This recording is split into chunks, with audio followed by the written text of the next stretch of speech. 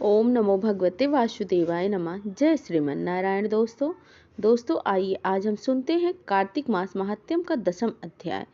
प्रेम से बोलिए कार्तिक मास के ठाकुर जी की जय हो। कार्तिक मास महात्म्य की जय। जब गरुड़ ने आकर भगवान शिव को सूचना दी कि जलंधर दैत्य सेना के साथ आक्रमण के लिए आ रहा है, तब श्री शिव जी ने उसी समय विष्णु भगवान का स्मरण किया। स्मरण करते ही भगवान यहाँ आकर उपस्थित हो गए। तब शिव जी ने कहा, हे भगवान, आपने देवताओं को पीड़ा देने वाले इस दैत्य को मारा क्यों नहीं? इतना ही नहीं, आप वहां जाकर उसके घर में विराजमान क्यों हो गए? तब विष्णु जी कहने लगे कि यह आपके अंश से उत्पन्न हुआ है और लक्ष्मी जी का भाई है, इस कारण हमने इसको नहीं मारा, यह आपके ही हाथ से मारा जाएगा। तब शिव जी बोले कि वो तेजस्वी दैत्य हमसे ऐसे नहीं मारा जाएगा, आप सब इसको मारने के लिए अपना अपना तेज हमें दीजिए। तब विष्णु जी सहित सब देवताओं ने अपना अपना तेज शिव जी को दिया। इसके बाद शिव जी इस तेज को इकट्ठा करके ज्वालामलि सुदर्शन चक्र बनाया और एक वज्र बनाकर जलंधर से युद्ध करने को तैयार हुए। शिव जी के भूत गणों की सेना में समस्त देवगण भी आकर सम्मिलित हो गए। उधर कैलाश के निकट जलंधर अपनी सेना लेकर आ पहुंचा। इधर कीर्ति मुख, नंदी आदि सब गढ़ और देव सेना भी मैदान में आ टिकी। तब जलंधर और देवताओं का ऐसा घोर संग्राम होने लगा जिससे सारा विश्व कंपायमान हो उठा। युद्ध में जितने भी दैत्य मारे जाते, उन सबको दैत्य गुरु शुक्राचार्य जी अपनी संजीवनी विद्या से जीवित कर देते थे। यह देखकर भूतगण भागकर शिव जी के पास गए और उनको संपूर्ण वृतांत सुनाया। तब शिव जी ने अपने मुख से महाभयंकर ताल जंघा, जिसका मुख पर्वत की कंदरा के समान था, ऐसा एक कन्या उत्पन्न की। वो कन्या दैत्यों को खाती हुई शुक्राचार्य को उठाकर एकदम अलोप हो गई। तब दैत्यों को शिवगढ़ बुरी तरह से मारने लगे। गढ़ों की इस मार से घबराकर दैत्य सेना भागने लगी। दैत्य सेना को इस प्रकार भागते देखकर जलंधर के सेनापति शुंभ और निशुंभ तथा कालनेमी आगे आए। इनको देखकर दैत्यों ने अनेक प्रकार से देव सेना पर प्रहार किया, जिससे देव सेना मार खाकर भागने लगी। तब गणेश जी और शुंभ का महाघोर युद्ध हुआ। इस बार अपनी सेना को वापती देखकर जलंधर स्वयं रणक्षेत्र में आया। देवसेना की और वीरभद्र अनेक प्रकार से प्रहार जलंधर पर करता रहा। तब जलंधर ने क्रोध में आकर अपनी परिधि उस पर मार दी और उसके रथ की पताका काट दी। साथ ही जलंधर ने बाण वर्षा करके देवसेना में भगदड़ मचा दी। अपनी सेना को ऐसी दशा देखकर स्वयं शिव जी बैल पर चढ़कर युद्ध के लिए आए और आते ही दैत्य सेना पर पहाड़ों की तीव्र प्रहार करने लगे। इन प्रहारों से दैत्य सेना इस प्रकार भागने लगी जैसे कार्तिक व्रत में पाप भागने लगते हैं। उसी समय शिव जी ने अपने बाणों के प्रभाव से गण गौरव का सिर काटकर पृथ्वी पर गिरा दिया। तब जलंधर ने महाघोर ललकार की तो शिव जी ने उसके रथ के घोड़ों और सारथी को भी मार गिराया। तब जलंधर पैदल ही अपना खड्ग लेकर शिव जी की ओर दौड़ा। शिव जी ने तत्क्षण एक मुक्का उसकी छाती में मारा, जिससे वह कुछ पिघल गया।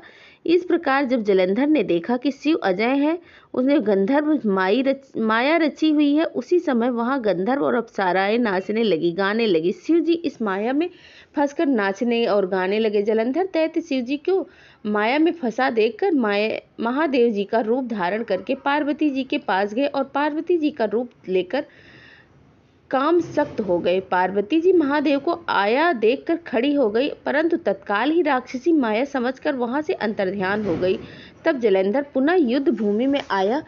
उधर जलंधर के चले जाने के बाद पार्वती जी ने भगवान विष्णु का स्मरण किया। तब भगवान विष्णु ने वहां उपस्थित होकर पार्वती जी को आश्वासन दिए। भगवान विष्णु ने सोचा कि जलंधर ने स्वयं अपनी मृत्यु का रास्ता बता दिया। यह दुष्ट वृंदा के पतिव्रत धर्म के कारण ही मृत्यु को प्राप्त नहीं हो रहा है, अतः देवताओं के कार्य तथा भक्तों की रक्षा करने के लिए हमको ही वृंदा के धर्म को भंग करने के घोर कर्म करना पड़ेगा। ऐसा करने पर ही इस दुष्ट की मृत्यु होगी। इतनी ही देर में शिव जी भी राक्षसी माया से मुक्त होकर जलंधर को आया देखकर उसके साथ युद्ध करने के लिए आगे बढ़े और उस पर अनेकों बाण का प्रहार किया। इधर वृंदा ने स्वप्न में देखा कि उसका पति सारे शरीर में तेल लगाकर नंगा शरीर भैंसे पर सवार होकर दक्षिण दिशा की ओर प्रेतों के साथ जा रहा है। यह सपना देखकर उसे बड़ी चिंता हुई और अटारी तथा गौशाला कहीं भी उसे विश्राम नहीं मिला। तब वो एक वन में दूसरे वन में चली गई। वहां वृंदा ने सिंह जैसे मुंह वाले 2 राक्षस देखे, उन्हें देखते ही वह डर के मारे भागी। आगे जाकर उसके शिष्य सहित एक तपस्वी मुनि को देखा और उनसे अपनी रक्षा के लिए प्रार्थना करने लगी। उसकी प्रार्थना पर मुनि ने अपनी एक हुंकार से उन राक्षसों को भगा दिया। तत्पश्चात वृंदा ने मुनि से विनय पूर्वक कहा कि महाराज, मेरे पति जलंधर तथा महादेव जी में घोर युद्ध हो रहा है, उसमें किसकी विजय होगी, कृपया करके बताएं, क्योंकि आप सर्वज्ञ हैं। यह सुनकर मुनि ने ऊपर की तरफ देखा। उसी समय वो बंदरों ने आकर मुनि को प्रणाम किया और मुनि ने संकेत पर वो दोनों बंदर वहां से चले गए। फिर थोड़ी ही देर बाद दोनों आकाश की ओर से आए। उन्होंने वहां पर जलंधर दैत्य का सर और धड़ लाकर फेंक दिया। वृंदा अपने पति के मृत शरीर को देखकर बहुत दुखी हुई और रोने लगी। तत्पश्चात मूर्छित होकर पृथ्वी पर ही गिर पड़ी। मुनि ने अपने कमंडल से उस पर जल छिड़का और उसे चैतन्य आ गई। तब वह पुनः विलाप करती हुई मुनि से बोली, महाराज, जिसने देव, गंधर्व और विष्णु सहित तीनों लोकों को जीत लिया हो, वह शिव जी के हाथों से कैसे मारा जा सकता है। मुनि, आप बड़े सामर्थ्यवान है, किसी तरह मेरे पति को फिर से जीवित कर दीजिए। तब मुनि कहने लगे कि शिव जी की हाथ से मरे हुए को कौन जीवित कर सकता, परंतु फिर भी तुम पर कृपा करके हम उसको जीवित कर देते हैं। ऐसा कहकर मुनि अंतर्ध्यान हो गए और जलंधर जीवित होकर वृंदा के साथ प्रेमालाप करता हुआ आलिंगन वृद्ध को हो गया। वृंदा भी अपने पति के वेश में विष्णु जी के साथ उस वन में रमन करती रही, परंतु एक दिन मैथुन के बाद अपने पति के वेश में विष्णु जी को देखकर वह अत्यंत क्रोधित हुई और श्राप देती हुई बोली कि तुमने मेरा पतिव्रत धर्म नष्ट कर दिया है, इसीलिए मैं तुमको श्राप देती हूँ। निश्चित ही वो कपट मुनि तुम ही थे और तुमने जो राक्षस कपट के बनाए थे वही कालांतर में तुम्हारी स्त्री का हरण करेंगे, और जो तुम्हारा शिष्य था वो बंदर रूप धारण कर तुम्हारी सहायता करेगा।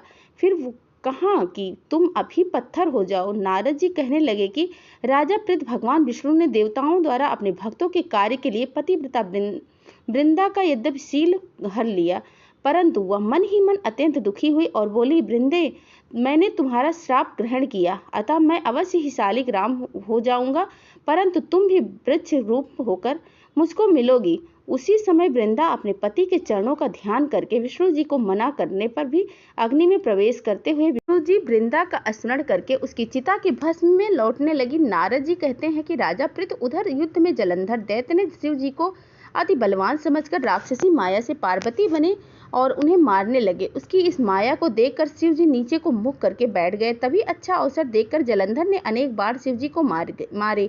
इस प्रकार शिव जी को संकट में ग्रसित देखकर विष्णु भगवान वहां पर आए और शिव जी को राक्षसी माया का ज्ञान कराया। तब शिव जी बड़े भयानक वेग में राक्षसों को मारने लगे। शिव जी की इस तीक्ष्ण बाण वर्षा के आगे शुंभ और निशुंभी न ठहर सके और वो युद्ध से भाग खड़े हुए। तब शिव जी ने उनके श्राप दिया, क्योंकि तुम युद्ध क्षेत्र से भाग गए हो, इसीलिए पार्वती के हाथों से मारे जाओगे। उधर जिस समय वृंदा का पतिव्रत धर्म नष्ट हुआ, तभी जलंधर का बल भी समाप्त हो गया। ठीक उसी समय विष्णु जी ने अपना सुदर्शन चक्र अपने तेज सहित शिव जी को दिया। फिर शिव जी ने अपना ऋषियों का पतिव्रत स्त्रियों का तथा ब्रह्मा जी का तेज उसको जोड़कर जलंधर दैत्य पर छोड़ दिया, जिससे उसका सर कटकर भूमि पर गिर गया। सिर और धड़ अलग होते ही जलंधर का तेज उसके शरीर से निकलकर शिव जी में तथा वृंदा का तेज श्री पार्वती जी में समा गया। उधर भगवान विष्णु वृंदा की चिता में लौटने लगे। तब सब देवताओं ने शिव जी की स्तुति करते हुए कहा कि महाराज, जलंधर को मारकर आपने देवताओं का बड़ा उपकार किया है, परंतु एक बहुत बड़ा अनर्थ हो रहा है, कृपया करके उसका भी कुछ उपाय कीजिए। भगवान विष्णु वृंदा के पतिव्रत धर्म से मोहित होकर लगातार उसकी चिता भस्म पर लौट रहे थे और किसी प्रकार का विश्राम नहीं कर रहे थे। तब शिव जी ने कहा कि देवताओं, तुम सब भगवान की योग माया का शरण में जाओ, वहीं सब संकट हरेंगे। तब सब देवताओं योग माया की शरण में जाकर उनकी स्तुति करते हुए बोले, देवी, आप सारी जगत को उत्पन्न करने वाली हो, पालन और नाश करने वाली हो। सतोगुण, रजोगुण, तमोगुण तुमसे ही उत्पन्न हुए हैं। ऐसी देवी को हमारा नमस्कार है। तुम्हारी माया को ब्रह्मादिक देवता भी नहीं जानते। उस देवी को हमारा नमस्कार हो जिसके भक्तगण अनादर और मोह को प्राप्त नहीं होते। ऐसी मूल प्रकृति को हमारा नमस्कार हो।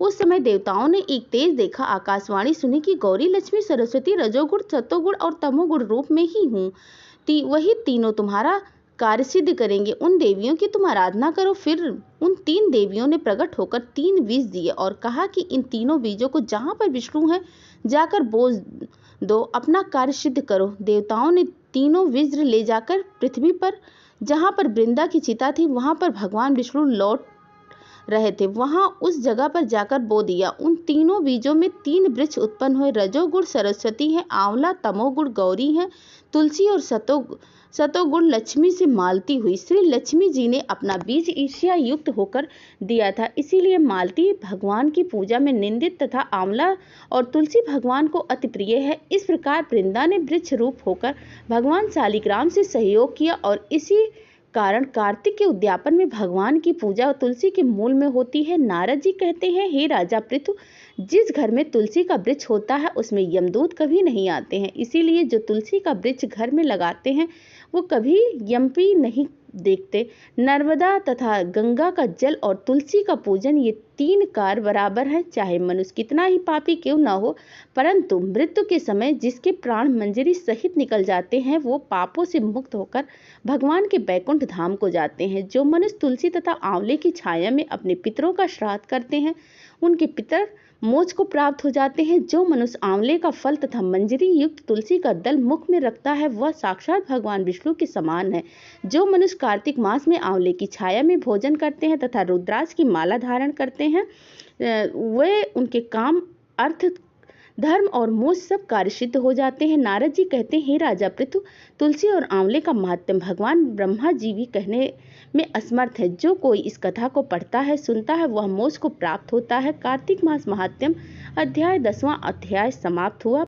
प्रेम से बोलिए कार्तिक मास के ठाकुर जी की जय हो, भगवान विष्णु की जय हो, माता लक्ष्मी की जय हो, भगवान भोलेनाथ की जय हो, माता पार्वती की जय हो, सभी देवी देवताओं की जय हो, तुलसी मैया की जय हो।